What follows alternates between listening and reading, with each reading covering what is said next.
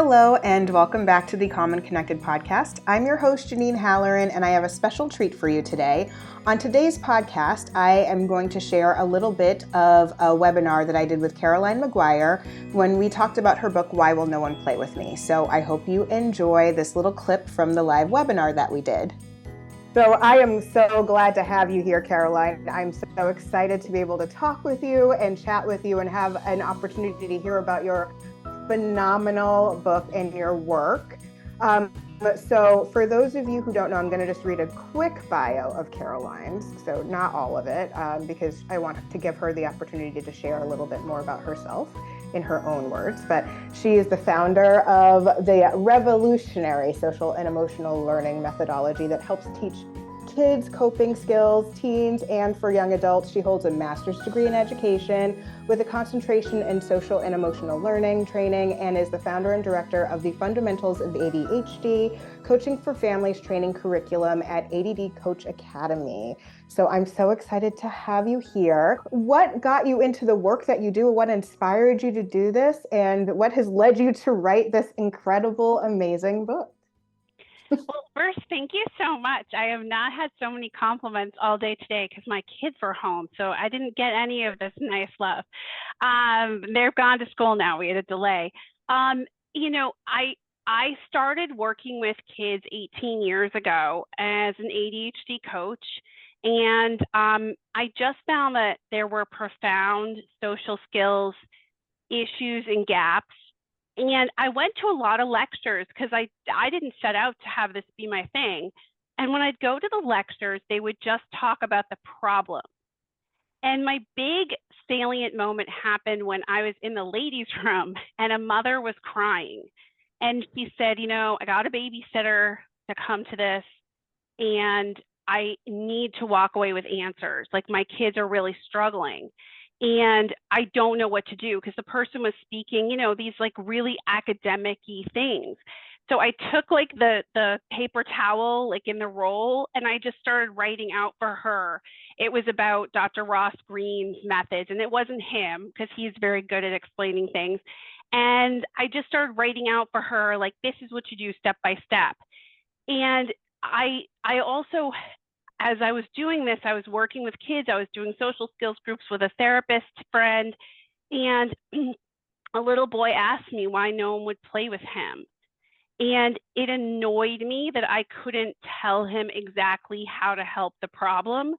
And so I kind of started on this journey. I went and I got my master's degree, but I also just started experimenting and seeing like what I could do for these common social problems that would help kids. Because I just found that most people weren't sort of explaining how do you help things. They were talking about the problem or around it. And that annoyed me. You know what? I understand that. And that is basically how coping skills for kids came to be too. Like, you just get annoyed. You're like, I want an answer. I want to know what to do. And it's really interesting because, Ross Greene, his work is so good. And I love going to his conferences because it feels like he really does get to the point of what's like, here are strategies you can use in the classroom. Here are strategies you can use at home. That's what I love about going to his conferences.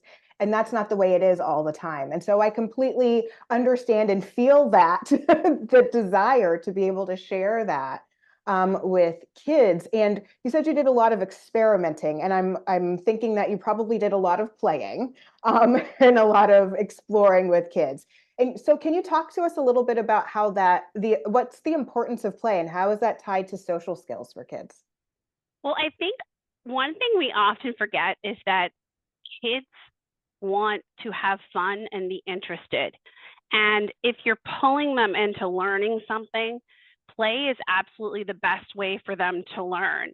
It allows them to witness what's going on in a situation. It allows them to kind of play out and experiment in terms of the situation. And if I'm a 70s kid, so I'm probably a little older than some members of the audience, but like, we played all the time. And there's something super powerful about also hearing feedback from your peers and hearing your peers say, I don't like that, or, I want to play house. I don't want to just play, this other thing.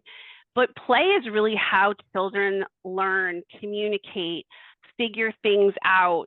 And I think that we have to remember they want to have fun. And if you do something in a way that's fun for them, and then my methods do sort of highlight why are we doing this, right? But like they are so much more receptive. And I honestly do believe to my core, because I'm a Leslie grad, I'm a person who's all about play. I really do think they learn much better than if we just kind of do the narration at them. Oh, absolutely. There's the work of Peter Gray and Stuart Brown, I believe, and they talk all about the importance of play, the power of play. How when you play and the things that you learn and play they stick longer, they last longer. It's much more impactful for a child. And I think one of the phenomenal things about playing, especially with younger kids, is if they want the play to continue, they have to be able to regulate. They have to be able to have those interactions to do, and they want to play. They want to continue to have the conversations, right? And so how do we do that? How do we encourage them to continue that play? And it's really about, I have to learn how to regulate myself, and I have to learn how to interact and be socially thoughtful in terms of, I want somebody else to have a turn. We can't always play house because I want to play house. We can't always play dinosaurs because I want to play dinosaurs. If you want to be able to play with other kids, you have to be able to have some flexibility there. So I find that so fascinating and so interesting. Well, and the other thing I want to point out is if you think about the adults in your life who maybe don't have the best social skills, what is the fundamental thing you say to your spouse or partner when you get in the car, or you say after family dinner or something? You're like, oh my gosh, it can't always be about you. We can't always do what you want. We have to, it's all those fundamental skills. They just come out in an adultish way. And so it is always about play. And the other thing I was just thinking of, Janine, is like when you hear a story or you are involved with a story, that's how you remember things, right? And play is a story. It's their narration, their articulation of all these little, these little aspects of the story that they play out. And that's how they learn and how it sticks with them. Just like when someone tells you a story, you remember it and you reiterate it. And sometimes my husband will tell you, I claim it as my own as if it happened to me because it's more interesting. I love it. Yeah, absolutely. It's the story. And it's such a powerful methodology for teaching kids. And, one of the things that you talk about is like, how can we work on these social skills with our kids? Like, what do you recommend, if you're seeing that there are some challenges at home, what would you do? What would you recommend for families to do? Well, so first, I want to empower parents. You are your child's original teacher. You've taught them a lot of things. And we get scared about teaching certain things, especially if it's not comfortable to us. But I really want to say to you that even if you hire a professional, and that's really what Wild Gnome Play With Me was all about, is like, okay, great, you hire a professional, kid is with them once a week. If you are with them all the time and you have organic ways, not only through play, but just through you partnering with your child to watch and learn from the social environment, to point out examples in real life, right?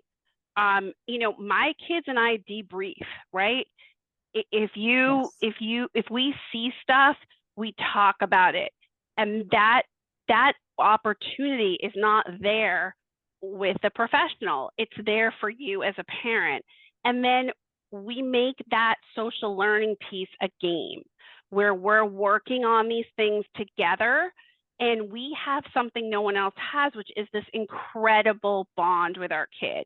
And I talk about this in the book, but if you don't have that kind of relationship, if your relationship is struggling, then to me, this is the first step in rebuilding that relationship, because it's the most important thing ever. And we need that relationship to talk about hard things and all the stuff that's coming as they grow through life, like, all the choices they need to make. Yeah, absolutely. Um, it's so interesting because, working as a therapist, a lot of times I see kids once a week or every other week, right? Or when I worked in social skills clinics, it was once a week.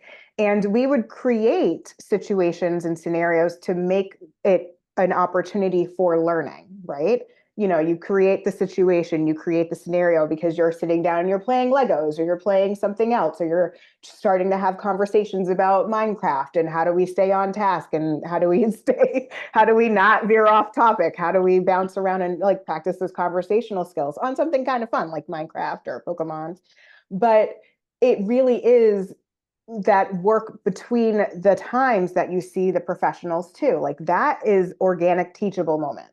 And that is powerful learning and opportunities, because that's actually, you're gonna see it like when they're going to dance practice and it's not going well, when you're going to basketball and things are off the rails, when they're coming off the school bus and they're telling you about situations like that.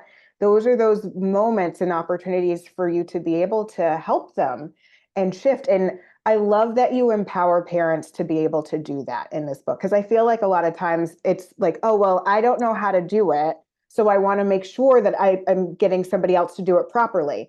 Whereas you are saying you have tools. Here's a framework for you. Here's how you can work on this at home. I love that for families.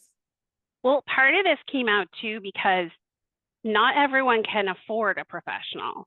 And I love professionals. I mean, look, there's tons of things that I, work with my own kids with professionals, but I felt that gap was missing those organic opportunities. And what I was doing was, before this book, I was writing it all out for parents and, taking pieces of paper and typing up notes and giving them homework and exercises. And you hit on something that I love, which is, if you're trying to help a kid learn to filter or sort of hold back certain things, have, inside thoughts and outside thoughts, you as a parent have so many opportunities to work on that. You as a parent have so many opportunities to work on reciprocal conversation. I'm going to teach them, you're going to teach them, but then they're away from me, but they're with their parents. And sometimes you have kids like, some kids can only do small doses and we have to adjust that and we have to say, okay, you're off duty now, but those opportunities don't come up for me as a professional as much as they organically come up for parents. And parents are on the front lines. Like, you're dealing with everything. And I felt you were dealing with it without a playbook. Yes, absolutely. And that's why I love your plan called the Play Better Plan. So do you want to explain that a little bit for families who don't understand, who haven't read the book yet necessarily? Yeah, so part of why will know and play with me is answering, how do I coach my kid? How do I build this relationship with them? How do I get them to be even willing to talk about this stuff? Do I talk about it directly? And then part of it is this playbook of how do you build, using lessons, social skills in kids, depending on what they need, a little or a lot, right? And I would argue, by the way, most human beings don't do this naturally. We have someone who teaches this to us, whether we realize it or not, right? And then how do we handle the thing that we use most in the world right now, which is play dates? Because my little friends don't always get invited back on play dates, which creates this play paradox, which is that we need to play to learn social skills. We need practice and we need confidence. I work with a lot of adults too, and I just happened to have given something last week to do with adults, and thousands, I'm talking thousands of people wrote comments on a YouTube video as adults saying, I didn't have friends as a kid. I didn't practice these social skills. And now as an adult, I really don't have a roadmap. So the play thing is so important to practice when they're young and have those missteps now. Yeah, absolutely. Because then they can build and grow and learn more as they become older and bigger. And what I find so interesting is, we've got this age range of kids that are that would fit into play dates, right? But then they're going to age out of that. And then it becomes hangouts when they're teenagers. And then we're less involved with that as parents. So I love that you address both of those things in the book. Like this is how you can do it with younger kids, and this is how you can help support your teenagers as they are working through this. It's not like just if you have teenagers, know that there's nothing you can do. Obviously, there's stuff you can do. You can support them. You can talk through these things. You can use those teachable moments as you're going through, but it's a different level of involvement when it comes, like middle school parents don't call each other. High school parents don't call each other to like figure out play dates. It's just not what happens anymore. And that, for kids who struggle socially, that's a little bit tricky, but I love that you scaffold that in for them as well in the book. Yeah, I think I always think there's something you can do. So just so everyone knows, I don't give up on any population. I don't care if you're 60. I've had 60-year-olds learn these skills. But I think we have to know if you're sort of thinking about waiting, if you're wondering if they'll grow out of it. No, some people need direct instruction. Some people learn this stuff easily. A lot of people need help with this, by the way. And as they get older, as a parent, we have less and less involvement in their social life. I literally had a logistical crisis this week, and I'm having to rearrange things because I had no idea a bunch of stuff was going on with my daughter's swim team, and she's a teenager. I had no idea there was stuff coming up. I had no idea there was stuff I had to bring them to. We're not privy. Like, we're literally out of the loop. And so that means they don't come to us asking us to arrange play dates. They really manage themselves. So we're now becoming a coach, and we're becoming somebody who's helping them learn, but it's not as much about us saying, okay, I'm going to find someone who we can practice with and play with, as it is with younger kids. So I want us to help the youngers as much as we can.